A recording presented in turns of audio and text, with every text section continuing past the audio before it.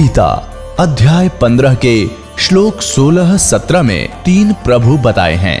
ये 3 प्रभु कौन हैं? किस प्रभु की शरण में जाने के पश्चात जन्म और मरण समाप्त हो सकता है? 3 प्रभुओं में सबसे उत्तम परमात्मा कौन है? कैसा है? उसका क्या नाम है? इन सभी गूढ़ रहस्यों को जानने के लिए अवश्य सुनिए जगत गुरु तत्वदर्शी संत रामपाल जी महाराज के अमृत वचन।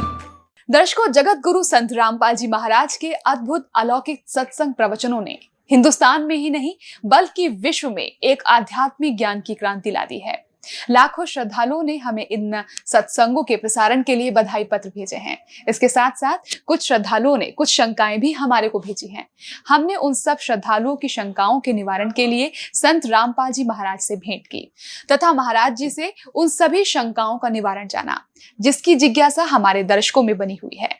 तो आइए अब जानते हैं परम पूज्य जगत गुरु तत्वदर्शी संत रामपाल जी महाराज से आपकी हर शंका का समाधान। महाराज जी, क्या श्री ब्रह्मा जी रजगुण, विष्णु जी सद्गुण, शिव जी तमोगुण है? पुण्यात्माओं, रजगुण ब्रह्मा, सद्गुण विष्णु, तमगुण शिव जी हैं।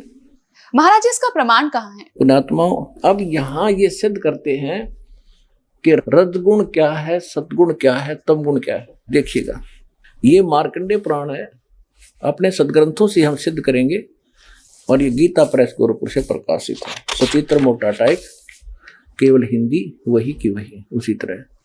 और इसके 123 पृष्ठ पर आपको ले चलते हैं। ये है 122 से शुरू करेंगे हम संक्षिप्त मार्कंडेय पुराण। यहाँ मार्कंडेय जी अपना ज्ञान बताते जा रहे। मार्कंडेय जी बोले, मुने, अब हम 123 पे पढ़ रहे हैं, 123 पे। अब यहां मार्कंडेय जी बोले, मुने, रजगुण प्रधान ब्रह्मा, तमोगुण प्रधान रुद्र और सत्व प्रधान विश्वपालक विष्णु, यही 3 देवता हैं और यही 3 गुण हैं। परमेश्वर ने 600 वर्ष पहले कहा था, गुण तीनों की भक्ति में ये भूल पड़ो संसारे, कह कबीर निज नाम बिना कैसे उतरो पार। 3 देव की जो करते भक्ति, उनकी को देना हो वह मुक्ति। सिद्ध होगा रजगुण ब्रह्मा, सद्गुण विष्णु और तमगुण शिव जी, यही 3 देवता और यही 3 गुण भी कहे जाते हैं। और कंसेप्ट क्लियर करते हैं, देखिएगा। यह है श्रीमद् देवी भागवत, इसमें संस्कृत भी साथ है। ये है अथ देवी भागवतम सभाष्टीकम समात्यम खेम राशि कृष्ण दास प्रकाशन मुंबई 4। इसके हम आपको तीसरे स्कंद में ले चलते हैं। ये देखिएगा, श्रीमद् देवी भागवते भाषा टीका युक्ते तृतीय स्कंध प्रारंभते।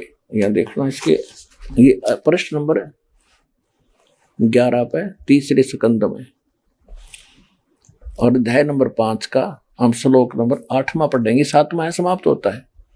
हे माता, शंकर भगवान कह रहे, हे माता, यदि हमारे ऊपर सदा आप दयायुक्त हो तो हमको तमोगुण में किस प्रकार प्रदान किया, ब्रह्मा रजोगुण और हरि सत्वगुण युक्त किए, क्यों किए?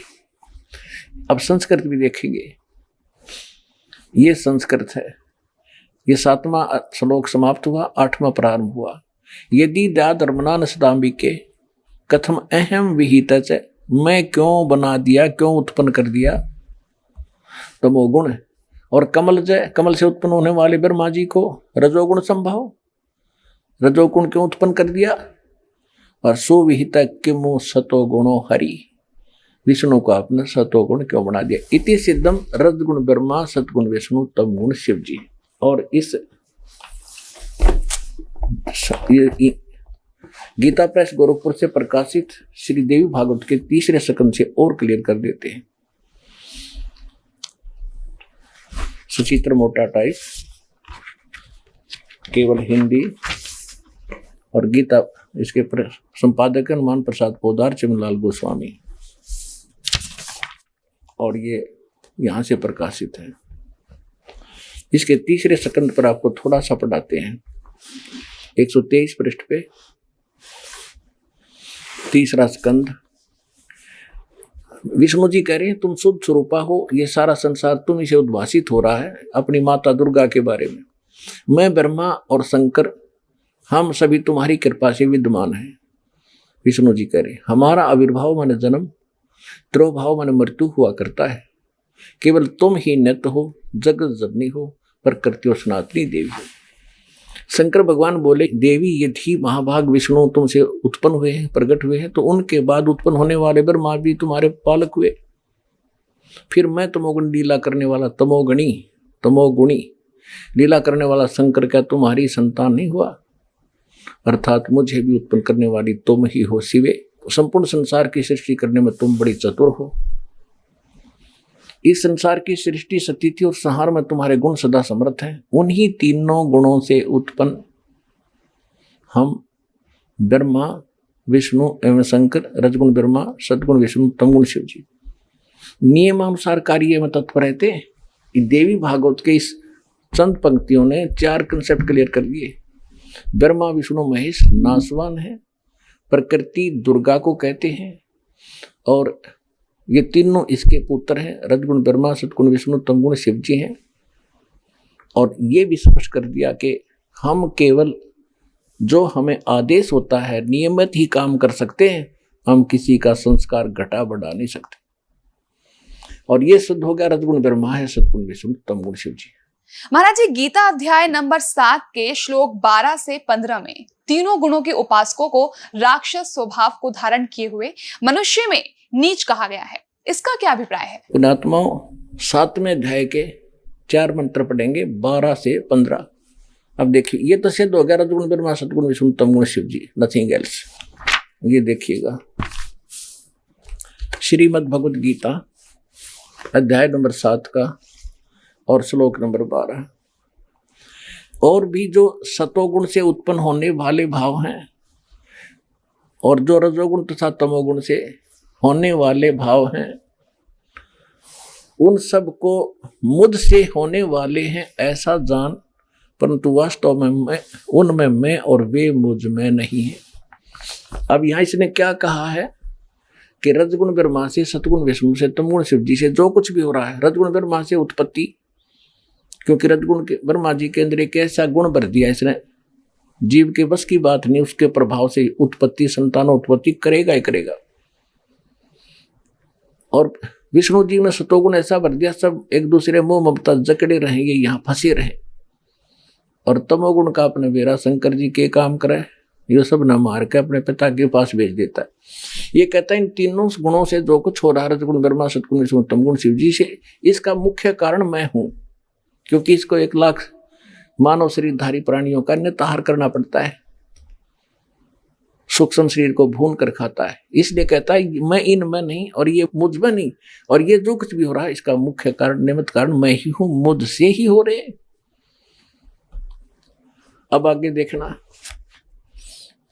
अब 13वें श्लोक में क्या कहा, 7वें अध्याय का, अध्याय नंबर 7 का और श्लोक नंबर 13। गुणों के कार्य रूप सात्विक, राजस और तामस, इन तीनों प्रकार के भाव से सारा संसार प्राणी समुदाय मोहित हो रहा है। इन तीनों गुणों से पूरे, यानी ब्रह्मा विष्णु महेश से परे मुझ अविनाशी को नहीं जानता। अब ये देखिएगा,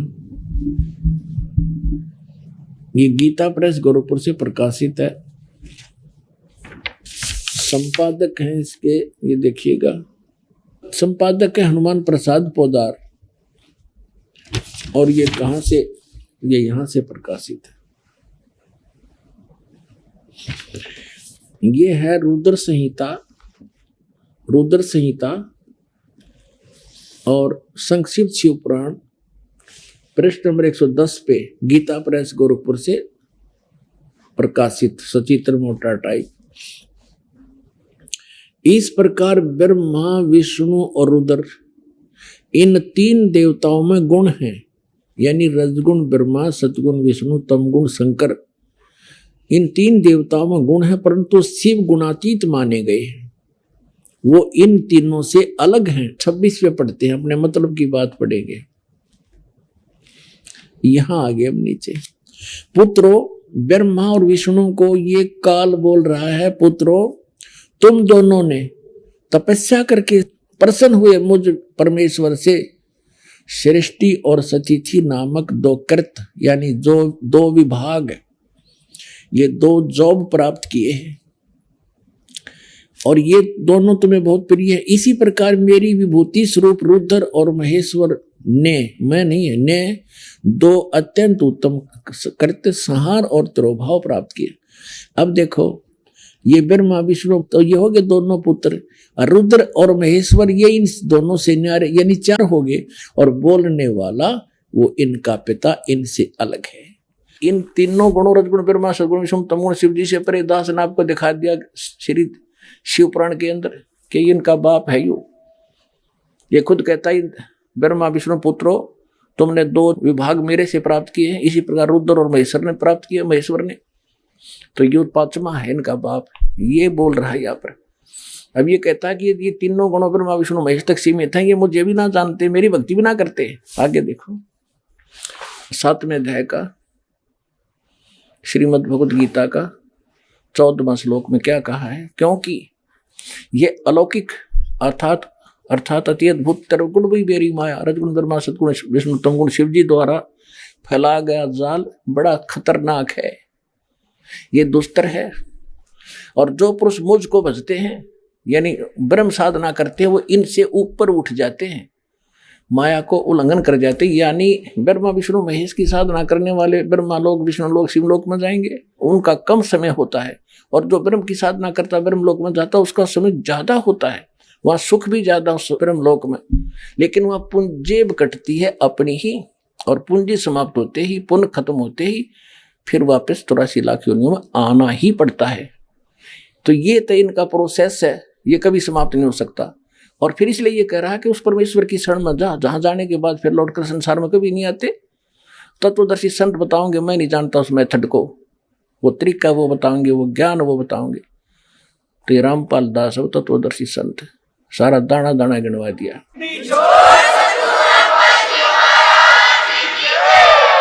अब ये कह रहा है कि जो इनको छोड़कर ब्रह्मा विष्णु महेश को छोड़कर मेरी साधना करते हैं, इस माया ब्रह्मा विष्णु महेश से ऊपर उठ जाते हैं। जैसे मार्कंडेय ऋषि बंगाल की खाड़ी में तपस्या कर रहा था, वो नाम का जाप जपया था। जब इंद्र उसके पास गया तो उसने यही कहा था कि इंद्र, ये इंद्र की पदवी छोड़ दे और अब मैं बताऊंगा साधना, ब्रह्मलोक की साधना कर ले। तो कहते एक आधा व्यक्ति मेरी साधना भी ना करते, अगर मेरी साधना करे तो इन ब्रह्मा विष्णु महेश वाले सुख से ज्यादा लाभ मिल जाए। अब ये क्या कह रहा है कि अब देखो श्रीमद् भगवद गीता अध्याय नंबर 7 का हम श्लोक नंबर 14 पढ़ा है, क्योंकि यह अलौकिक अर्थात अति अद्भुत त्रिगुण में मेरी माया ब्रह्मा विष्णु महेश के द्वारा फैलाया हुआ जाल बड़ा खतरनाक है, दुस्तर है। जो पुरुष मुझको यानी ब्रह्म की साधना करते हैं इनसे ऊपर उठ जाते हैं, तर जाते हैं।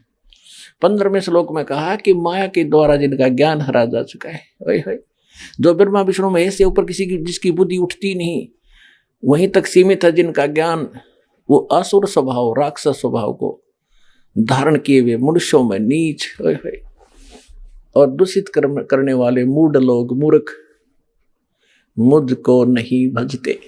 पुण्यात्माओं, इस गीता की पढ़न मात्र से मोक्ष बताया करते, इसमें लिखे मात्र कराएंगे जब होगा मोक्ष तय। जो इसमें लिखा है ऐसे करेंगे तभी मोक्ष होगा, उसकी जानकारी आपको दी जा रही है कि इसमें ये लिखा है ऐसे करना चाहिए, 2 अक्षर की बात है, वह निर्णय।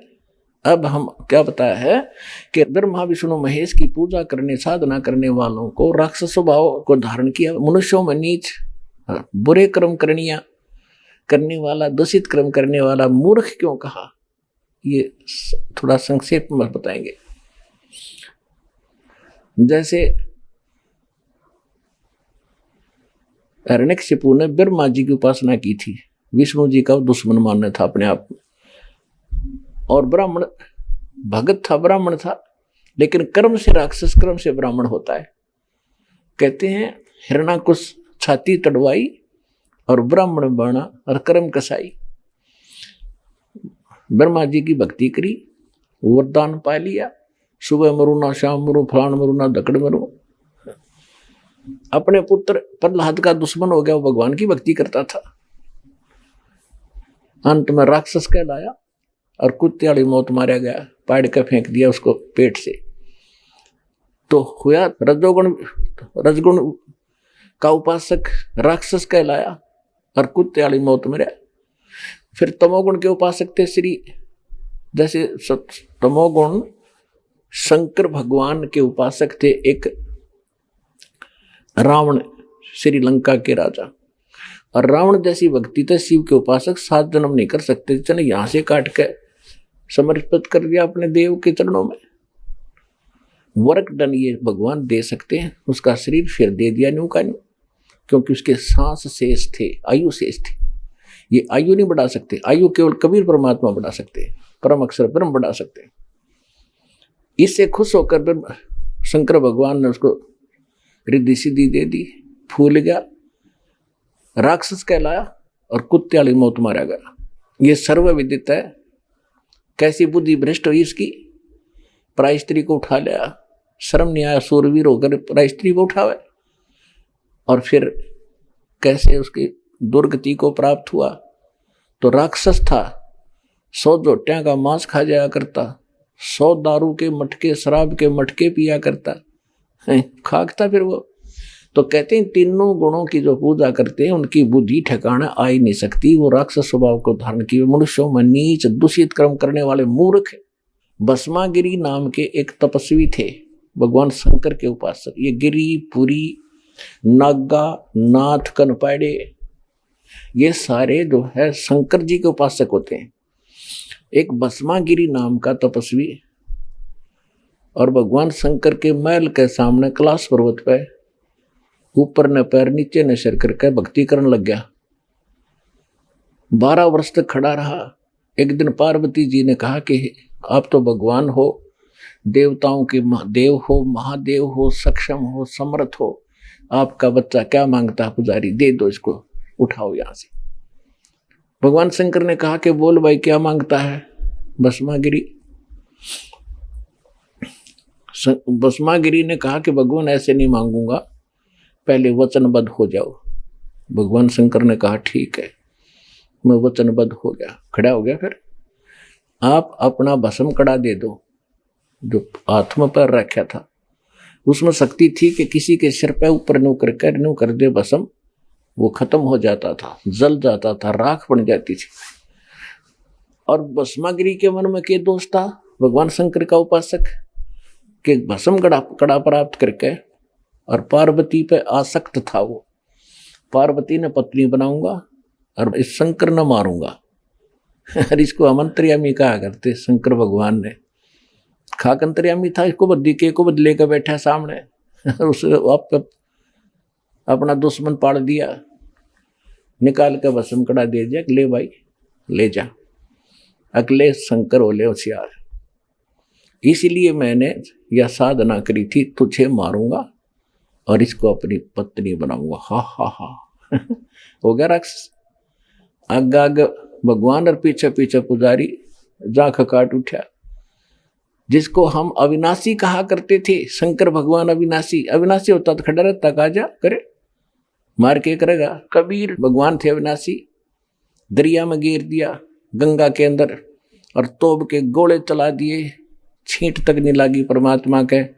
शेख तकी ने 10 टुकड़े कर दिए थे मालिक के रात ने, शरीर के तलवारों से गुंडे ले जाकर। और चलन लगे, जब खड़े हो गए परमात्मा और कहा शेख तकी आजा, चाय पानी पी के जाइए। पसीने आ गए थे उन गुंडा के।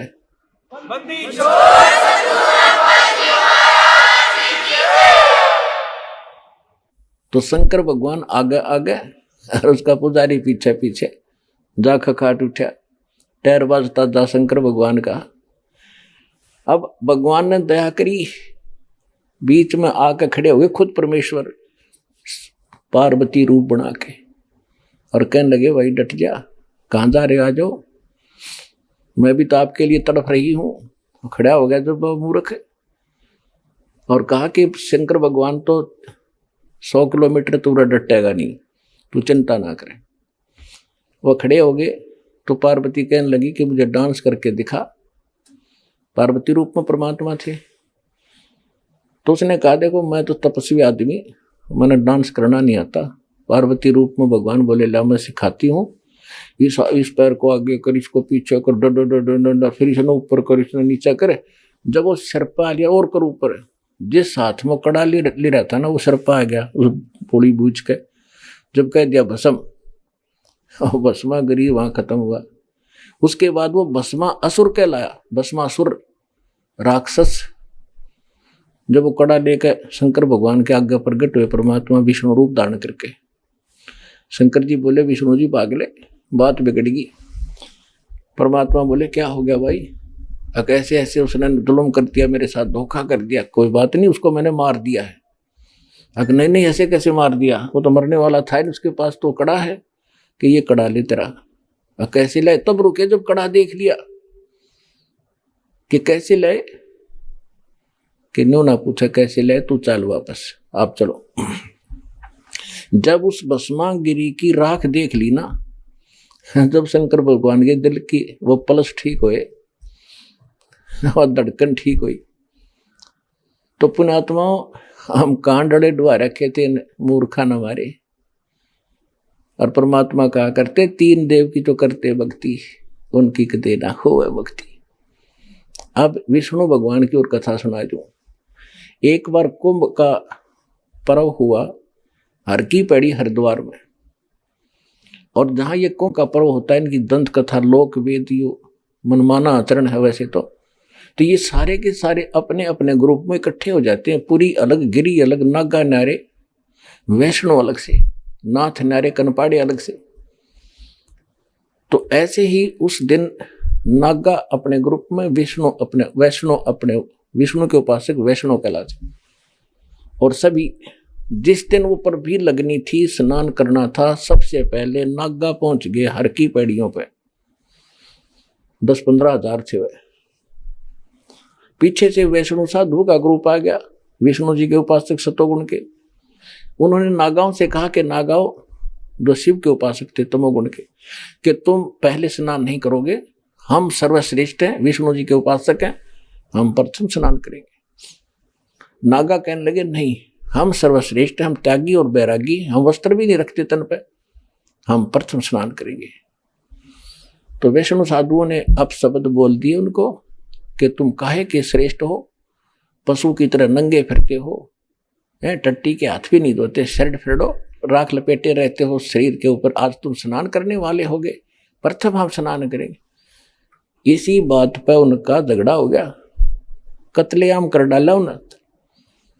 25,000 वो शिव, ये त्रिगुण उपासक, ये ब्रह्मा विष्णु महेश के उपासक कट कर मर गए, कत्लेआम कर दिया 25,000। गंगा का पानी लाल कर दिया, वहां 100 बहा दी। तो सूक्ष्म वेद में कहा कि तीर तुपक तलवार कटारी, तीर तुपक तलवार कटारी, ये दर दर जोर बधावे हैं, और हर पैड़ी हर हेत ना जाना, वहां जाते एक जलावे हैं। देखो, कहते हर की पैड़ी कहो, भगवान का घाट स्थान बताते हो, और भगवान के घाट पर तुमने कत्लेआम कर दिया, तुम अकल है तुम्हारे अंदर? हर पैड़ी हर हेत नहीं जाना, भगवान में प्रेम नहीं तुम्हारा, और वहां जा तेग चलावे हैं और काटे शीश नहीं दिल करुणा, करुणा माने दया दुष्टों के, और ये जग में साधकवावे हैं। और जो जन इनके दर्शन भी करने जावे, उन नबी वे पाठ पढ़ावे हैं, उनको भी नरक पठावे। तो पुण्यात्माओं, इसलिए गीता अध्याय नंबर 7 के श्लोक नंबर 12 से लेकर 15 में कहा कि इन तीनों गुणों की जो पूजा करते हैं, ये राक्षस स्वभाव को धारण किए वे मनुष्यों में नीच दूषित कर्म करने वाले मूर्ख कहलाए हैं। 4 गाली इकट्ठी दे रखी गीता जी में। और वहां इतना चौड़ा रास्ता था हर की पैड़ी पे, और बैठ कर एक देखो, हम वैसे स्वाभाविक व्यक्ति भी कहीं स्नान कर रहा हो और कोई व्यक्ति आ जा पाछे तक, मैं भी नहा लो, कहा जा आ जाओ आप भी नहा लो। आम आदमी से गिरा हुआ चरित्र इन लोगों का, और इनको साधु संत कहते हैं। तो इन तीनों गुणों के उपासक कहते राक्षस स्वभाव को धारण किए मनुष्यों में नीच दूषित कर्म करने वाले मूर्ख। तो इस प्रकार इनको 4 उपमा दी है। और पुण्यात्मा थारा तो भाग जाग गया, अपना कल्याण करवा लिया। आइए अब हम उन श्रद्धालुओं के अनुभव जानते हैं जो जगत गुरु तत्वदर्शी संत रामपाल जी महाराज जी से दीक्षा प्राप्त कर चुके हैं तथा उनके द्वारा बताए गए भक्ति मार्ग पर चल रहे हैं। नमस्कार सर। सत्य साहेब जी। क्या शुभ नाम है जी आपका? मेरा नाम अनिल प्रसाद सिंह अर्थात भक्त अनिल दास है। कहाँ से आए हैं सर? मैं कपूरथला कैंट पंजाब से आया हूँ। सर क्या काम करते हैं आप? मैं केंद्रीय विद्यालय कपूरथला कैंट में वर्तमान में वाइस प्रिंसिपल ग्रेड में पीजीटी फिजिक्स हूँ और मेरी इस पीजीटी फिजिक्स पद पे 20 साल की जॉब है। इस बीच में मैंने नवंबर 2003 से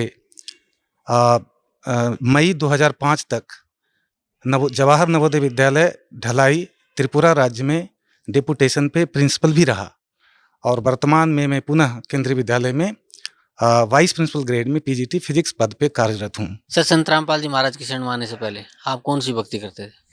संत रामपाल जी महाराज के शरण में मैं 27 मार्च 2004 को आया था और उसके पहले 98 से 2004 तक मैं संत आसाराम जी का शिष्य था और उन्होंने जो दीक्षा दी थी तो पूरे पंडाल में माइक पे 5-7 मंत्र बोलते थे। ओम नमः शिवाय, ओम नमः भगवते वासुदेवाय, हरिओम तत्सत, ओम ऐं नमः, ऐसे गायत्री मंत्र भी, ओम भूर्भुवः स्वः तत्सवितुर्वरेण्यं भर्गो देवस्य, ऐसे जो पूरा मंत्र है ऐसे और 5-7 मंत्र बोल देते थे और वो कहते थे कि इनमें से आपको जो मंत्र अच्छा लगता है, जो आपके इष्ट देव हैं वो मंत्र चुन लीजिए। तो उसके पहले मैं शिव जी को मानता था कि वही सर्वशक्तिमान भगवान है, मुझे कुछ ज्ञान था ही नहीं। तो मैंने ओम नमः शिवाय मंत्र चुन लिया था और मुझे ओम नमः शिवाय मंत्र सेलेक्ट कर लिया तो मेरा वही मंत्र हो गया। और बाद में उसके बाद एक मंत्र वो और देते थे, सोहम, और वो जाप करने की विधि वो बताते थे कि सांस बाहर जाए तो सो और सांस अंदर आवे तो अहम बोलना है। और इसका वो लाभ ये बताते थे कि इस मंत्र के जाप करने से परमात्मा प्राप्ति जल्दी हो जाती है, शीघ्रता से हो जाती है। तो मुझे ये समझ में नहीं आता था कि जो ओम नमः शिवाय मंत्र जाप रहे हैं, शिव जी हमारे इष्ट हैं, तो फिर दूसरे मंत्र से शीघ्रता से क्यों आ जाती है। तो चूंकि बुद्धि नहीं थी तो मैं इस पे साइलेंट था, लेकिन ऐसे जो भक्ति बताते थे वो करता था। साथ में वो मौन मंदिर बना रखे हैं अपने आश्रमों में। तो मैं उस समय में राजस्थान में था, कांकरोली जिला में, तो वहाँ पे एक आश्रम था उनका। तो उस आश्रम में जाके मैं मौन भी धारण करता, 24 घंटे का, 1 सप्ताह का ऐसे। और उसके बाद वो 24 एकादशी का व्रत भी बताते थे और जितने भी 4 रात्रि जागरण होते हैं, जन्माष्टमी, कृष्णाष्टमी, रामनवमी और इस तरह से और जो 4 बताते थे वो सारा करता था। साथ में जो गणेश पूजा आ जाता था तो वो भी करते थे, नवरात्रि का पाठ भी करते थे और जो कन्याएं होती थी छोटी छोटी अविवाहित, तो उनकी पूजा भी वो बताते थे, वो सारे करता था। इन सभी क्रियाओं को उसके बाद वो जितने भी उनके आश्रम से पुस्तक निकलती थी, जितनी भी कैसेट्स निकलती थी, वो सबको मैं ध्यान से सुनता था, सारे पुस्तकों को मैं ध्यान से पढ़ता था ताकि कोई भी नई चीज आ जाए तो मैं इनको क्रियान्वित करूं। वो बताते थे चतुर्मास में जमीन पे नहीं सोना चाहिए, पलंग पे नहीं सोना चाहिए, जमीन पे सोना चाहिए, तो मैं जमीन पे सोता था। काले कपड़े नहीं पहनना चाहिए चतुर्मास में, तो मैंने काले कपड़े छोड़ दी। फिर वो तिल और वो आंवले के पानी से नहाना चाहिए, मेरे बाल्टी भी खराब हो गए, मैं वो भी नहाया। लेकिन इन सभी क्रियाओं को करते करते मुझे कोई भी आध्यात्मिक लाभ तो बहुत दूर की कौड़ी थी। मुझे कोई शारीरिक में जो शरीर में कष्ट और शुरू हो गए और लाभ कुछ भी नहीं हुआ। जैसे मेरे घुटने में दर्द शुरू हो गए, मुझे सर्वाइकल हो गया, मुझे डिस्क की प्रॉब्लम हो गई और सबसे बड़ी बात जो मेरे पेट काफ़ी खराब रहता था, इंडाइजेशन की प्रॉब्लम रहती थी। मैं उनका इतना भक्ति भी करता था, सुबह शाम, और सारे मंत्र जाप करना, सब कुछ करना, और मैं 1000-1,500 रुपये महीने की आयुर्वेदिक दवाइयाँ खाता था और फिर भी मुझे कोई राहत नहीं होती थी। और चूँकि ज्ञान नहीं था तो मुझे उनकी भक्ति से कोई शिकायत भी नहीं थी।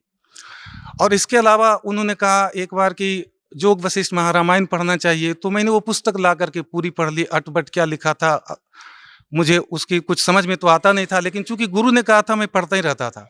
उसमें एक चीज़ मैंने जरूर पढ़ा था कि भगवान राम के वो मुझे याद है, भगवान राम के जो गुरु थे वशिष्ठ जी, वो जब नगरों में निकलते थे तो गांव के जो प्रजा लोग होते थे वो उनको गालियां निकालते थे, उनसे बदसलूकियां करते थे।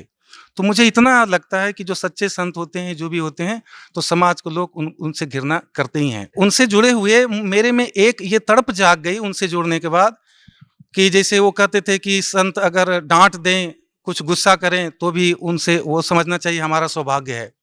तो ऐसे भक्त के कुछ लक्षण तो मेरे में जरूर आ गए थे। वो कहते थे दूसरे संतों की वो सत्संग नहीं सुनना, लेकिन मेरे अंदर वो ऐसी तीव्र जिज्ञासा थी कि हम जहाँ भी रहते थे आसपास में किसी भी संत का सत्संग होता था मैं सुनता ही था। वहाँ से उनकी सीडी लाना, कैसेटें लाना, सारी बुक्स लाना कि कोई भी अच्छी चीज़ मिल जाए, अच्छी क्रिया मिल जाए तो मैं उसको करना चाहता था। आसाराम जी बहुत सारे कैसेटें निकालते थे, बहुत भयावह, जैसे मौत की मौत, उसको मैं रात को 10-11 बजे कैसेट को अंधेरे एक कमरे में लगा के सुनता रहता था ताकि मुझे परमात्मा मिल जाए। और दूसरे संतों के भी सत्संग में भी जाता रहता था। तो मैं उनसे संत बताते थे कि अनन्य भक्ति से परमात्मा की प्राप्ति होती है।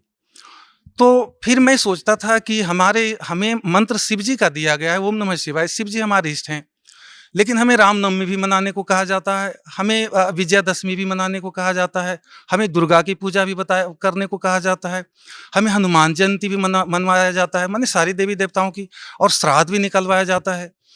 तो फिर ये अनन्य भक्ति कैसे हुआ? तो फिर हमें परमात्मा मिलेंगे नहीं। तो मैं किसी संत से पूछ दिया, एक हिसार में बहुत सारे संत आया करते थे, तो मुझे वो समझाया करते थे कि जैसे आप शिव जी के को अपना इष्ट मानते हो, तो अगर भगवान राम के मंदिर में जाओ तो आप ये मानो कि ये राम नहीं है, ये शिव हैं, तो आपकी भक्ति अनन्य हो गई। लेकिन मुझे ये नहीं समझ में आया ही नहीं, मैं संतुष्टि मुझे नहीं हुई कि राम की मूर्ति और शिव कैसे हो सकते हैं। तो फिर ये मुझे संतुष्टि नहीं होती।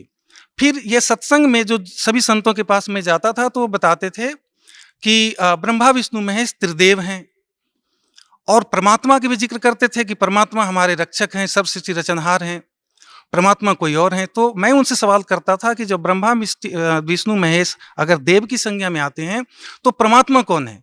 तो ये संत हमें बताते थे कि फिर तो आपको उपनिषद का ज्ञान देना पड़ेगा। तो ऐसे यहाँ से कहीं भी एक तरफ ये सुनाते थे कि ब्रह्मा जी, विष्णु जी और शिव जी अमर हैं, दूसरी तरफ इन्हीं की कथाओं में सुनाते थे कि ब्रह्मा जी की आयु 100 वर्ष है। तो मेरी समझ में नहीं आता था कि जब ये अमर हैं तो फिर इनकी आयु 100 वर्ष ही है, तो 100 वर्ष तो फिर ये अमर कैसे हुए? फिर मैं चूंकि मैं शास्त्रों को भी पढ़ता था, मैंने शिव पुराण और ये विष्णु पुराण, ब्रह्मा पुराण ये सब पढ़ा। तो शिव पुराण में शुरू में पढ़ता था तो उसमें ये मैंने पढ़ा, मुझे समझ में आता था बंदी छोड़ सतगुरु रामपाल जी के शरण में आने से पहले कि ब्रह्मा और विष्णु की उत्पत्ति शिव से हुई। शिव पुराण पढ़ने में हमें ये समझ में आया। और जो विष्णु पुराण पढ़ा मैंने तो उसमें विष्णु जी से शिव जी और ब्रह्मा जी की उत्पत्ति हुई। तो हिसार में एक दीन दयालु जी जो संत हैं उनका भी सत्संग यहाँ खूब हुआ करता था, मैं वहाँ भी सुनने जाता था। उनसे मैंने पूछा कि शिव पुराण में ब्रह्मा और विष्णु की उत्पत्ति शिव से लिखी गई है और विष्णु पुराण में विष्णु से शिव जी और ब्रह्मा जी की उत्पत्ति लिखी हुई, ये कैसे संभव है? तो बहुत गुस्से हो गए कि तुम कुछ नहीं जानते हो और तुम नास्तिक हो और तुम ऐसे सवाल करते हो। और फिर कहा, बाद में मैं चुपचाप रहा क्योंकि हमें बताया गया था कि संत अगर डांटते भी तो उसमें भगत का कल्याण समझना चाहिए। तो इस भाव से मैं चुपचाप ऐसे रह गया कि मैं तो अज्ञानी हूँ। तो फिर बाद में उन्होंने कहा कि ऐसा है कि किसी कल्प में शिव रूप में परमात्मा आते हैं और सभी को उत्पत्ति करते हैं और ऐसे ऐसे होता है। लेकिन ये मुझे संतुष्टि यहाँ से नहीं मिली थी। इस बंदी छोड़ सतगुरु रामपाल जी के शरण में आने से पहले हमें कोई भी आध्यात्मिक संतुष्टि नहीं मिली, शारीरिक कष्ट दूर नहीं हुए। और मैं चूंकि पीजीटी फिजिक्स था और प्लस 1 प्लस 2 को मैं फिजिक्स पढ़ाता था, और सभी लोग जानते हैं जो शिक्षा से जुड़े हुए हैं, फिजिक्स टीचर बहुत ट्यूशन कमाते हैं, माने 1-2 लाख रुपए महीने का वो ट्यूशन से कमा लेते हैं सैलरी के अलावा। 50,000 तो बहुत मामूली रकम होता है उनके लिए। तो उन दिनों मुझे लगता था कि मैं ज़्यादा से ज़्यादा ट्यूशन कमाऊँ, मुझे ध्यान उधर ही रहता था। लेकिन जब मैं बंदी छोड़ सतगुरु रामपाल के शरण में आया तो मुझे उधर से माया से बिल्कुल मन हट गया। संत रामपाल जी महाराज की शरण में आने से पहले आप संत आसाराम जी महाराज से जुड़े हुए थे, और भी आप बता रहे थे कि भाई बहुत से संतों के पास गया, अपने प्रश्नों का हल ढूंढा। तो इस सिलसिले में आप और किन किन संतों से मिले? इस सिलसिले में मैं एक नाम तो मुझे याद नहीं है, आर्य समाज के एक से जुड़े हुए एक संत थे, तो उनका मैंने एक सत्संग सुना था कि श्री राम जो जपते हैं तो जब प्रलय होता है तो राम में 2 अक्षर हैं, रा और म, नष्ट हो जाता है ये। लेकिन जो ओम अक्षर है वो अविनाशी है और ओम की साधना करने से उसका मोक्ष होता है, वो जन्म मृत्यु से रहित होता है। तो इस बीच में अवधेशानंद जी का भी सत्संग हिसार में बार बार हुआ करता था। उन दिनों में 2004 से पहले तक उस तक मैं हिसार में मेरी पोस्टिंग थी। 2003 के जनवरी फरवरी या मार्च में हमने, चूंकि उन दिनों जब मैं उनसे जुड़ा हुआ था तो सभी संतों का सत्संग भी सुनता था और टीवी चैनल पे जितने भी संतों के सत्संग आते थे, जितना मुझे समय मिलता था मैं खूब सुनता रहता था। और किसी दिन छुट्टी होती थी तो लाइव सत्संग जो संतों के आते थे वो मैं बैठ जाता था। एक दिन शाम को मैं चैनल को छेड़ते छेड़ते मैं ऐसे चैनल लग गया जो बंदी छोड़ सतगुरु रामपाल जी महाराज जी का उस पर सत्संग आ रहा था। तो ये गीता जी को खोल के वहाँ से अनुवाद बता रहे थे। और उसके पहले मैंने जो सत्संग जितने भी सुने थे वो कहानी टाइप के सुनाते थे, कोई पुस्तक का आधार नहीं था।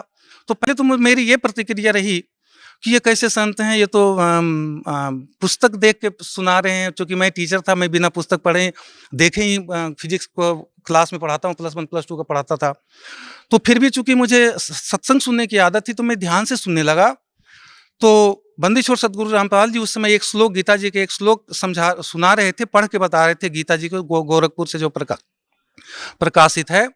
और उसमें ये बता रहे थे, वो पढ़ के सुना रहे थे कि रजगुण, तमगुण और सतगुण प्रकृति से उत्पन्न तीनों गुण जीवात्मा को शरीर में बांधते हैं, अर्थात उनको बंधन में रखते हैं, मोक्ष मुक्त नहीं होने देते। फिर उन्होंने दैवी भागवत पुराण निकाल के उन्होंने पेज नंबर 123 पे उन्होंने बताया कि वो रजगुण, तमगुण, सतगुण, ये जो रजगुण ब्रह्मा जी हैं और तमोगुण शिव जी हैं और सतगुण विष्णु जी हैं। और बाद में मार्कंडेय पुराण के 123 नंबर पृष्ठ पे भी उन्होंने बताया कि रजोगुण प्रधान ब्रह्मा जी हैं, सतोगुण प्रधान विष्णु जी हैं और तमोगुण प्रधान शिव जी हैं। ये 3 ही देवता हैं, ब्रह्मा विष्णु महेश, और 3 ही गुण हैं, रजगुण, तमगुण और सतगुण। तो उन्होंने इस तरह से वहां से कॉन्सेप्ट क्लियर किया कि रजगुण, तमगुण, सतगुण ये कोड वर्ड है और इसको तत्वदर्शी संत ही विश्लेषण कर सकता है। और गीता जी में ये जो रजगुण, तमगुण, सतगुण का मतलब ब्रह्मा विष्णु महेश है। तो मुझे बहुत उत्सुकता हुई, मैं टीचर भी था, मैं फिजिक्स का टीचर हूँ, कि आगे और क्या बताएंगे, ये ज्ञान हमने पहले कभी सुना नहीं था। तो उसके बाद उन्होंने फिर समझाया, इस बात को एक्सप्लेन किया कि ये कैसे जीवात्मा को शरीर में बांधते हैं। जैसे मनुष्य जीवन में भक्ति किया या नहीं किया, मृत्यु हो गई, ब्रह्मा विष्णु महेश इन तीनों गुणों की पूजा की तो मृत्यु होगी। तो चूंकि ये शास्त्रानुकूल भक्ति नहीं है, तो इनकी मृत्यु होने के बाद अगर मान लो मेरे पिछले पुण्य ज्यादा हैं तो फिर मनुष्य जीवन मिल जाएगा। फिर भक्ति करेंगे या नहीं करेंगे, फिर कुत्ते बन गए तो कुत्ते के शरीर मिल जाएंगे, फिर गधे की, फिर बिल्ली की, फिर 84 लाख योनियों में जाएंगे। अर्थात एक शरीर से दूसरे शरीर में आत्मा जाती रहेगी और ये पूर्ण मोक्ष को प्राप्त नहीं होगी। और उन्होंने एक श्लोक और बताया था कि ब्रह्मा भी, उसमें जो श्लोक गीता जी अध्याय नंबर 7 के मंत्र 12 से 15 तक में विश्लेषण कर रहे थे कि माया के द्वारा जिनका ज्ञान हरा जा चुका है, मनुष्यों में नीच मूर्ख लोग, दुष्कृतिनः दुष्कर्म करने वाले लोग मुझको भी नहीं भजते। तो उनको माया मतलब त्रिगुण माया होती है, रजगुण, तमगुण, सतगुण। तो गुरु जी ने विश्लेषण कर रहे थे कि जो ये तीनों देव की भक्ति करते हैं वो उस गीता ज्ञानदाता भगवान की भी भक्ति नहीं करते हैं। सर, संत रामपाल जी महाराज की शरण में कैसे आए? एक दिन मैं टीवी चैनल को छेड़ते छेड़ते एक चैनल लग गया, उसमें संत रामपाल जी महाराज का सत्संग आ रहा था और उसमें गीता जी के एक श्लोक को, जो गीता प्रेस गोरखपुर से जो प्रकाशित थी, उसको पढ़ के प्रोजेक्टर पे, वो टीवी पे दिखाया जा रहा था। और उसमें ये श्लोक था, रजगुण, तमगुण, सतगुण प्रकृति से उत्पन्न तीनों गुण जीवात्मा को शरीर में बांधते हैं। ये हिंदी अनुवाद गुरुजी बता रहे थे और इसका संस्कृत भी उन्होंने पढ़ के एज इट इज सुनाया था। तो फिर उन्होंने ये गुण का विश्लेषण देवी भागवत पुराण और मार्कंडेय पुराण से किया था। मार्कंडेय पुराण के 123 नंबर पेज पे उन्होंने बताया कि रजोगुण प्रधान ब्रह्मा जी, सतोगुण प्रधान विष्णु जी और तमोगुण प्रधान शिव जी हैं। और ये 3 ही देवता हैं, ब्रह्मा विष्णु महेश, और 3 ही गुण हैं, रजगुण, तमगुण और सतगुण। और फिर इसी का दूसरा प्रमाण उन्होंने दैवी भागवत पुराण के पेज नंबर 123, उसका भी पेज नंबर 123 जो गीता प्रेस गोरखपुर से प्रकाशित था, उस पे विष्णु जी अपनी महिमा, माता की, दुर्गा माता की महिमा गा रहे थे और वो बता रहे थे कि मैं अर्थात विष्णु जी, ब्रह्मा और शंकर तुम्हारी कृपा से विराजमान हैं और हमारा तो आविर्भाव अर्थात जन्म और तिरोभाव अर्थात मृत्यु हुआ करता है, केवल तुम ही नित्या हो, जगत जननी हो, प्रकृति और सनातनी देवी हो। गुरु जी ने बताया था कि प्रकृति शब्द याद रखना, ये गीता जी समझने में काम आएगी। और आगे फिर उन्होंने उसी 123 नंबर के दूसरी साइड में जो भगवान शंकर बोल रहे हैं कि हे माता, यदि ब्रह्मा जी को उत्पन्न करने वाले आप हो और विष्णु जी को भी आपने ही उत्पन्न किया है, तो क्या तमोगुनी लीला करने वाला मैं शंकर क्या तुम्हारी संतान नहीं हुआ, अर्थात मैं भी तुम्हारा ही संतान हुआ। तो यहाँ से भी क्लियर किया गुरु जी ने कि ये शिव जी स्वयं अपने आप को तमोगुनी बता रहे हैं, तो ब्रह्मा जी और विष्णु जी भी, ब्रह्मा जी रजोगुनी और विष्णु जी सतोगुनी हैं। तो उस श्लोक को समझाने के लिए इतने सारे प्रमाण के बाद फिर गुरु जी वापस उस श्लोक पे आए कि रजगुण, तमगुण, सतगुण, प्रकृति से उत्पन्न तीनों गुण। प्रकृति वहां दुर्गा को कहा गया था, इसका मतलब दुर्गा से उत्पन्न ब्रह्मा विष्णु महेश और जीवात्मा को शरीर में बांधते हैं, मतलब हम सभी जीवात्मा को मुक्त नहीं होने देते। उन्होंने गुरु जी ने समझाया था कि जैसे मनुष्य जीवन समाप्त हो जाएगा, हमारे पुण्य नहीं है तो हम पशु बन जाएंगे, पक्षी बन जाएंगे, किसी और योनि में चले जाएंगे, ज्यादा पुण्य है तो देवता बन जाएंगे। अर्थात एक शरीर से हमें दूसरा शरीर मिलता रहेगा, लेकिन हम पूर्ण मोक्ष को प्राप्त नहीं होंगे। तो इसलिए ब्रह्मा विष्णु महेश की पूजा हमारे गीता जी में व्यर्थ है, ऐसा गुरु जी समझा रहे थे। ये श्लोक सुन के, चूंकि उन दिनों में आसाराम जी से दीक्षित था और मेरा मंत्र ओम नमः शिवाय था और शिव जी मेरे इष्ट थे, तो पहली बार जो ये सुना, और उसके पहले दीनदयालु जी ने बताया था, क्योंकि मैं उसके पहले मैं सभी संतों के सत्संग में जाया करता था, तो दीनदयालु जी का सत्संग जो हिसार में हुआ करता था, कई बार मैंने सुने थे, तो उन्होंने कहा था कि साधकों को गीता का, भगवत गीता का, श्रीमद् भगवत गीता का पाठ करना चाहिए, कम से कम 1 अध्याय रोज। तो मैं कई वर्षों से वो श्रीमद् भगवत गीता का पाठ करता था, हिंदी, और उसमें सारे श्लोक पढ़ते थे, लेकिन गुरु बिन काहु न पाया ज्ञाना, तो बिना गुरु के हमें कुछ वो समझ में नहीं आता था। मैं ये सोचता था कि ये जो गालियां ऐसी लिखी गई है साधकों के लिए गीता जी में, जैसे मूढ़, मनुष्यों में नीच, दूषित कर्म करने वाले, आसुर स्वभाव को प्राप्त पानी, मुझको भी नहीं भजते हैं और इन देवी देवताओं को भजते रहते हैं, तो मुझे लगता था कि मैं तो मंत्र जप रहा हूँ, तो ये मेरे लिए नहीं है, ये तो उन लोगों के लिए है जो भगवान की भक्ति नहीं करते। लेकिन बाद में पता चला कि जो इन तीनों देवताओं की भक्ति करते, बंदी छोड़ सदगुरु रामपाल जी महाराज की कृपा से पता चला कि ये उनके लिए बात थी। तो मैं, चूंकि उसके पहले शिव जी का भक्त था, शिव जी मेरे इष्ट देव थे और ओम नमः शिवाय मंत्र जापता था, और जो गुरु जी ने ये समझाया कि इन देवताओं की पूजा करने वाले को मोक्ष नहीं होते और इनको राक्षस स्वभाव को कहा गया है, तो मुझे लगा कि मेरा सिर फट जाएगा। मुझे लगा कि ये गीता जी हैं और गीता जी पर मुझे पूरा विश्वास था, क्योंकि मैं बिहार स्टेट से बिलोंग करता हूं, और मेरे गांव में जो कोई मरता था व्यक्ति, तो मरते हुए व्यक्ति को मैं ये सुनता था, बचपन में भी देखा था कि उनको गीता जी का कोई श्लोक पढ़ के सुना दो, ऐसा कि उससे उसकी मुक्ति हो जाएगी। तो उस दृष्टि से भी, और इधर कई वर्षों से मैं गीता जी का पाठ करता था, तो इससे गीता जी के श्लोक पे और गीता जी पे जो ग्रंथ हैं उस पे मुझे पूरा विश्वास था। तो गुरु जी ने जो भी समझाया और उन्होंने श्लोक उन्होंने दिखाया, मुझे पूरा विश्वास हो गया कि ये बात बिल्कुल सच्ची है। लेकिन मेरी बुद्धि इतनी काम नहीं करी कि इस संत जी का एड्रेस ढूंढना चाहिए, इनके पास जाना चाहिए, इनका कल्याण करवाना चाहिए। लेकिन उस भक्ति की जो पहले कर रहा था मैं छोड़ भी नहीं पा रहा था, इनको ढूंढने की मेरी बुद्धि काम नहीं की कि इनको ढूंढना चाहिए था।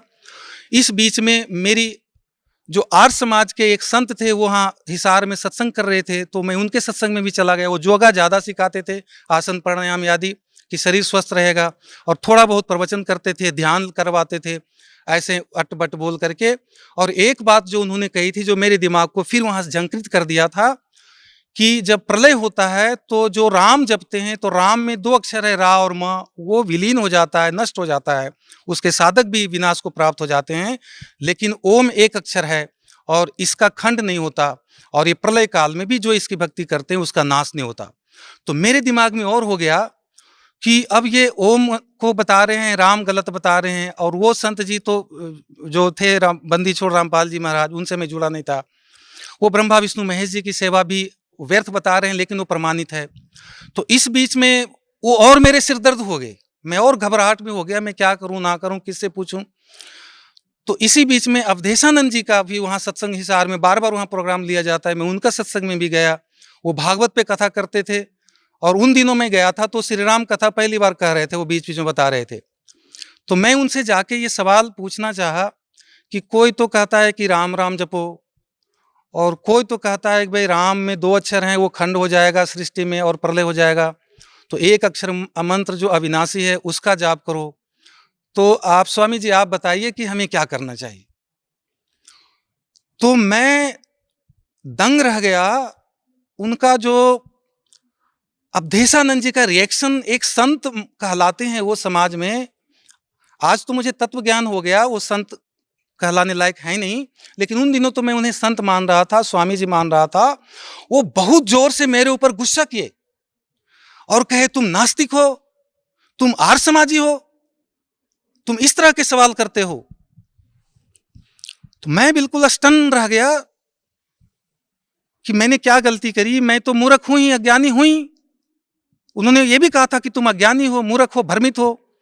तो मैंने मेरे मन में सोचा मैं तो भ्रमित हूं, तभी तो संतों के पास आ रहा हूं। और मैं चुपचाप बैठा रहा। और आसाराम जी की बताई हुई वो बात मुझे याद आई कि संत अगर गुस्सा भी करें, डांट भी लगाएं, थप्पड़ भी लगाएं, तो अपना कल्याण समझना चाहिए और उनसे बकवाद नहीं करनी चाहिए, प्रतिवाद नहीं करनी चाहिए। तो वो बात मुझे याद आ गई। मैं चुपचाप ऐसे बैठा रहा हाथ जोड़ करके काफ़ी देर तक। और उनका टीवी पत्रकार लोग इंटरव्यू ले रहे थे। तो थोड़ी देर के बाद उनको शायद लगा कि इसमें भगत के कुछ लक्षण हैं। उन्होंने कहा कि तुम्हारे क्या सवाल थे, आप ऊपर वाले कमरे में आना, मैं वहाँ बताऊँगा। तो मैं थोड़ी देर के बाद ऊपर वाले कमरे में गया। तो फिर ऊपर वाले कमरे में जाकर उन्होंने फिर ये बताया कि ऐसे तो 21 ब्रह्मा, 21 विष्णु हैं, महेश हैं और 21 ब्रह्मांड हैं, लेकिन तुमको वो सब जानने की जरूरत नहीं है।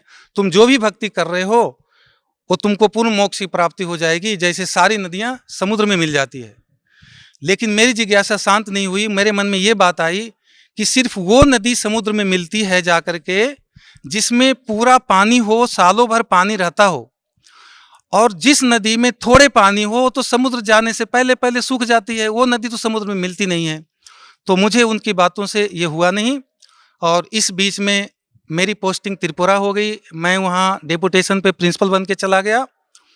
वहाँ से लगभग साल भर के बाद 2004 मार्च में मैं वापस आ रहा था। मेरी फैमिली हिसार में ही थी। तो बस में जो दिल्ली में मैं आया, दिल्ली में मैं बस में बैठा हुआ, तो पोस्टर में फिर बंदी छोड़ सतगुरु रामपाल जी का एक पोस्टर दिख गया। इनका पोस्टर, ये तो मैं भूल गया था इनकी बातें जो टीवी पे देखे थे, इनके ज्ञान को। और वो सारे संतों से मेरी चर्चा हुई थी उधर जाने के बाद, क्योंकि 8-9 महीना टाइम गुजर गया था। मेरा दिमाग एक बार फिर वो चकरा गया और मेरे मन में ये बात आई कि कोई संत, सभी संत कहते हैं परमात्मा एक है और एक परमात्मा की भक्ति से हमारा मोक्ष होगा, और सभी संत के इष्ट देव अलग अलग, सभी के मंत्र अलग, सभी की साधनाएं अलग, सभी की क्रियाएं अलग। ये सारे संत अगर सच्चे हैं और सभी अलग अलग क्रियाएं साधनाएं बता रहे हैं, तो इन सब को मिलकर के एक निर्णय क्यों नहीं निकाल लेते और हम भक्त समाज को भ्रमित जो करने से बचा लेते। इन सबको चाहिए था कि एक निर्णय निकाल करके और एक रास्ता हमें देते। और ये मेरे दिमाग में आई थी और मैं फिर परेशान हो गया था। और जब हिसार में आया तो गुरुजी का सत्संग था और एक दिन का सत्संग मुझे सुनने को मिला। दिन में सुना तो चूंकि इनका सारा ज्ञान जो पहले सुन रखे थे उससे नया था और मेरी बुद्धि में नहीं आ रही थी। लेकिन शाम को, ये मेरा टर्निंग पॉइंट था लाइफ में, शाम को 27 मार्च 2004 को जब शाम के सत्संग में आया तो उस समय गुरुजी प्रोजेक्टर पे ये बता रहे थे, अनुत्तम का अर्थ बताया उन्होंने। ये तो सभी को पता है, तीसरी क्लास के बालक को भी पता है कि घटिया होता है। और फिर एक शब्द व्रज था संस्कृत का, उसका अर्थ 2 डिक्शनरी से उन्होंने बताया था गुरुजी ने। एक तो आमटे का था, दूसरा मुझे याद नहीं है। और व्रज का उन्होंने अर्थ किया था, दिखाया था डिक्शनरी में, जाना, चलना, प्रगति करना, दूर जाना, देश निकाला होना, प्रस्थान करना, इस तरह के अर्थ बताए थे। मतलब जाना होता है व्रज का अर्थ, गुरुजी ने ये क्लियर किया था।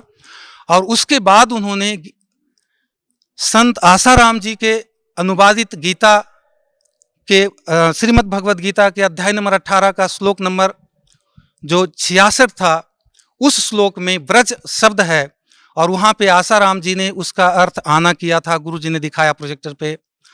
और फिर रामसुख दास जी का जो अनुवादित था गीता प्रेस गोरखपुर से जो प्रकाशित श्रीमद् भगवद गीता, उसमें भी व्रज का अर्थ आना किया हुआ था कि मेरी शरण में आ जा। और इस अड़ंगे को सही साबित करने के लिए उन्होंने उतनी मोटी बड़ी पुस्तक थी और उसके लगभग 17 पेज तक व्याख्या कर रखी थी। और उसके बाद उन्होंने सुधांशु जी महाराज की अनुवादित पुस्तक में भी व्रज का अर्थ आना किया हुआ दिखाया गुरुजी ने। जो डॉक्टर सर्वपल्ली राधाकृष्णन बड़े, जो इतने बड़े फिलोसोफर माने जाते हैं, उनके नाम पे पूरा राष्ट्र शिक्षक दिवस मनाता है कि वो बेस्ट टीचर थे, बेस्ट प्रोफेसर थे और एक दार्शनिक थे और बहुत बड़ा विद्वान थे, और उन्होंने भी व्रज का अर्थ आना किया था।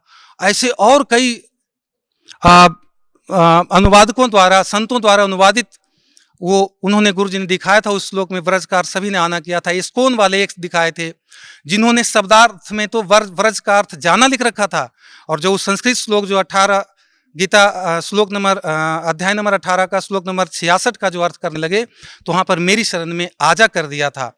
और दूसरी जो शब्द थे अनुत्तम, और सभी संतों ने, इन सभी संतों ने अनुत्तम का अर्थ अति उत्तम किया था गीता जी अध्याय नंबर 7 के श्लोक नंबर 18 का। जब ये 2 श्लोक का अनुवाद प्रोजेक्टर पे गुरुजी ने बताया था तो मुझे ऐसा लगा कि इस पृथ्वी पे किसी भी संत के पास कोई भी आध्यात्मिक मार्ग नहीं है, आध्यात्मिक ज्ञान नहीं है। अगर उनके पास आध्यात्मिक ज्ञान होता तो गीता के श्लोकों के अर्थों का वो अनर्थ नहीं करते, और अनुत्तम का अर्थ अति उत्तम होता ही नहीं जो उन्होंने किया है। और व्रज का अर्थ जाना है, जिसका अर्थ आना किया है। तो अगर ज्ञान किसी के पास सत्य ज्ञान है तो बंदी छोड़ सतगुरु रामपाल जी महाराज जी के पास है, और पूरे पृथ्वी पे, क्योंकि जगत गुरु भारत ही रहा है, तो भारत से बाहर किसी संत के पास ये ज्ञान हो ही नहीं सकता। और भारत वर्ष में जो वर्तमान में जितने संत हैं सभी से अनुवादित गीता से हमें ये स्पष्ट हो गया था कि किसी के पास कोई ज्ञान नहीं है। और मैं फिर उसी समय मैं नाम गुरु जी से ले लिया था, और मैं इतना सौभाग्यशाली था। आज मैं उस दिन को याद करके मैं भावुक हो जाता हूँ। मैं और मेरा बेटा, जो नाम एक बार भी नाम नहीं जपा, सुभाष था, और एक कोई और बुजुर्ग व्यक्ति थे, सिर्फ 3 व्यक्ति था। 27 मार्च 2004 को हिसार जो पुलिस लाइन में गुरुजी का सत्संग था, आज तो वहाँ कुछ कंस्ट्रक्शन हो गए हैं, और मुझे गोद में लेके पुचकार करके वो कहते थे, बेटा तुम्हारा भाग्य उदय हो गया, परमात्मा तुमसे राजी हो गए, तुम्हें मोक्ष मिलेगा और तुम्हें परमात्मा मिल गए। उन दिनों तो मुझे नहीं समझ में आता था, लेकिन आज मुझे लग रहा है कि सचमुच हमें परमात्मा मिल गए, और मेरा जीवन और मेरा जन्म, मनुष्य जन्म आज मैं सफल हो गया, और मैं धन्य हूँ कि मुझे इनसे जुड़ने का, बंदी छोड़ सतगुरु रामपाल जी महाराज जी से जुड़ने का वो शुभ अवसर 27 मार्च 2004 को प्राप्त हुआ। मेरा जन्म हुआ, वास्तविक रूप में मेरा जन्म हुआ। सर, संत रामपाल जी महाराज से नाम उपदेश लेने के बाद आपको क्या लाभ मिला? संत रामपाल जी के महाराज से नाम लेने के बाद इतने लाभ हुए जिसका वर्णन हम करने लग जाएं तो कई घंटों गुजर जाएगा। जैसे इनसे पहले मेरे घुटने में दर्द थे, मेरे को सर्वाइकल भी हो गया था उन पूजाओं को करते करते। मेरे को पेट की बहुत एक्यूट प्रॉब्लम था, और मैं घी पिछले 8-10 वर्षों से नहीं खाया था, और उस कारण से मेरे शरीर बिल्कुल सूखा सूखा जैसे हो गया था, बिल्कुल बहुत कमज़ोर हो गया था। और इनसे नाम लेने के बाद मैं घी भी खाने लगा, पचने भी लगा। मेरे घुटनों के दर्द, मेरे डिस्क की प्रॉब्लम थी, स्लिप डिस्क की प्रॉब्लम थी, ये सारे ठीक हो गए। और इस तरह से जो मैं पैसों के पीछे दौड़ता था, उनसे, जैसे आसाराम जी से नाम लिया हुआ था, तो उन दिनों मेरे अशांति रहती थी अंदर से। सुरक्षा नाम की कोई चीज़ नहीं थी, आत्मिक संतुष्टि नहीं थी। मैं हर संतों के पास दौड़ता था कि वहाँ से कुछ मिल जावे, वहाँ से कुछ मिल जावे, लेकिन फिर भी हमें संतुष्टि नहीं थी। अब इनसे नाम लेने के बाद मुझे संपूर्ण आत्मिक संतुष्टि भी मिली और शारीरिक सुख भी मिला। और सबसे बड़ी बात है कि हमें वो पूर्ण संत, तत्वदर्शी संत मिले, जिसके बारे में गीता जी अध्याय नंबर 4 के श्लोक नंबर 34 में कहा है कि उस तत्वदर्शी संत को दंडवत प्रणाम करो और सरलतापूर्वक प्रश्न पूछो, तब उस परमात्म तत्व को ज्ञान देंगे। और उसको प्राप्त करने के बाद जो जिसका बारे में गीता जी अध्याय नंबर 15 के श्लोक नंबर 4 में कहा है कि उस तत्वदर्शी संत मिलने के बाद उस परम पद की खोज करनी चाहिए, जिसमें गए हुए साधक पुनः लौटकर इस संसार में नहीं आते। तो मुझे वो विधि मिल गई, और मुझे वो संत मिल गए, और मुझे वो परमात्मा मिल गए। सर, भगत समाज को क्या संदेश देना चाहते हैं आप? मैं भगत समाज को यही संदेश देना चाहता हूँ कि मनुष्य जीवन बहुत ही दुर्लभ है। सभी संतों ने मनुष्य जीवन की बहुत महिमा गाई है।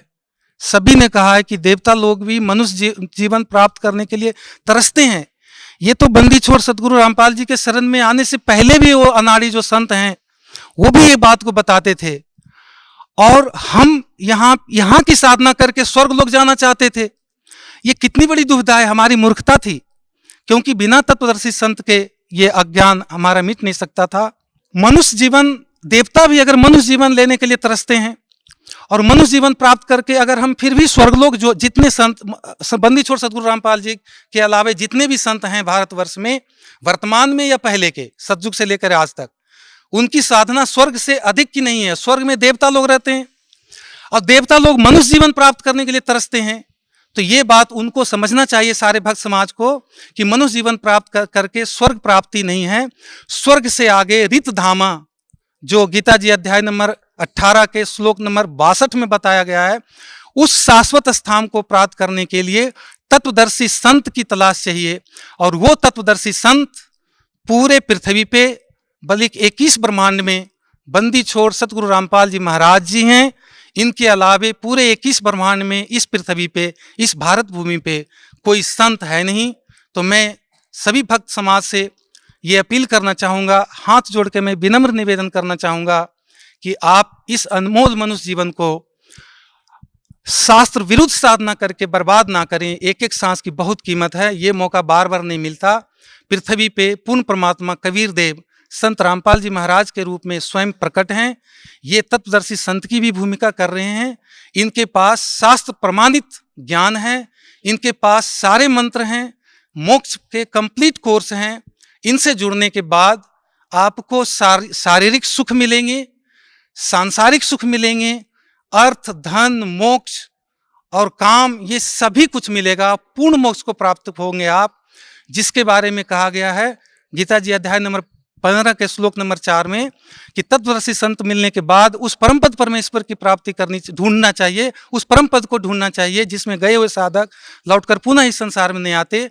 तो आपको वो पद मिलेगा जिसके बारे में गीता जी अध्याय नंबर 18 के श्लोक नंबर 62 में बताया गया है कि उस परमेश्वर की शरण में जाओ, उसके कृपा से तुम्हें परम शांति और शाश्वत स्थान को मिलेगा, को प्राप्त होगे। तो वो परम शांति और शाश्वत स्थान देने वाले तत्वदर्शी संत गीता जी अध्याय नंबर 4 के 34 वाले संत सिर्फ और सिर्फ बंदी छोड़ सतगुरु रामपाल जी महाराज हैं। इनके शरण में सभी भक्त समाज को आना चाहिए और वो मान बड़ाई को छोड़ के और वो झूठी साधना को छोड़ के, आप साधना चैनल पे शाम को जो सत्संग आता है वो सुनिए। ज्ञान गंगा पुस्तक अगर आपको मिल जावे तो वो पुस्तक पढ़िए, सारा ज्ञान प्राप्त करिए। और अगर कोई भगत आपसे पूर्ण परमात्मा, मोक्ष की, भक्ति की और संत बंदी छोड़ सतगुरु रामपाल जी महाराज के बारे में कोई जानकारी देते हैं तो आप उनको ध्यान से सुनिए और परमात्मा की शरण में आकर के अपना मनुष्य जीवन को सफल करिए, पूर्ण मोक्ष वाली भक्ति को प्राप्त करिए। मैं भक्त समाज से यही निवेदन करना चाहूँगा। Sir thank you so much. Maharaj ji, Gita ज्ञानदाता गीता अध्याय 7 के श्लोक 18 में अपनी गति को अनुत्तम क्यों कह रहा है? पुण्यात्माओं, जैसे अभी तक किसी भी हम अपने धर्म गुरु से पूछा करते थे कि श्रीमद् भगवत गीता अध्याय नंबर 7 के श्लोक नंबर 18 में गीता ज्ञानदाता अपनी गति को अनुत्तम क्यों कह रहे हैं? अनुत्तम, तो ये क्या कहते हैं कि अनुत्तम नहीं कह रहे हैं, अनुत्तम का उन्होंने अर्थ बदल दिया। कहते जिससे उत्तम कोई और ना हो वह अनुत्तम कहलाता है। रब फुटे भाग हमारे, ऐसे गुरु मिले हमें। अनुत्तम, अनुत्तम माने बैड अंग्रेजी में, और उत्तम गुड, श्रेष्ठ।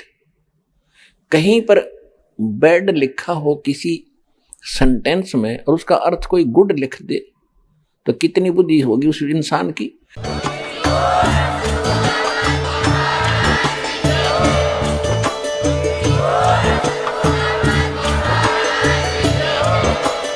आप सुन रहे थे जगत गुरु तत्वदर्शी संत रामपाल जी महाराज जी के मंगल प्रवचन। अधिक जानकारी के लिए विजिट कीजिए हमारी वेबसाइट www.jagatgururampalji.org। संत रामपाल जी महाराज जी के शुभ आशीर्वाद से पूरे विश्व भर में 500 से भी ज्यादा नाम दीक्षा केंद्र हैं, जिन पर संत रामपाल जी महाराज जी द्वारा ऑनलाइन निशुल्क नाम दीक्षा दी जा रही है। अपने नजदीकी नाम दीक्षा केंद्र का पता करने के लिए संपर्क करें 8222880541।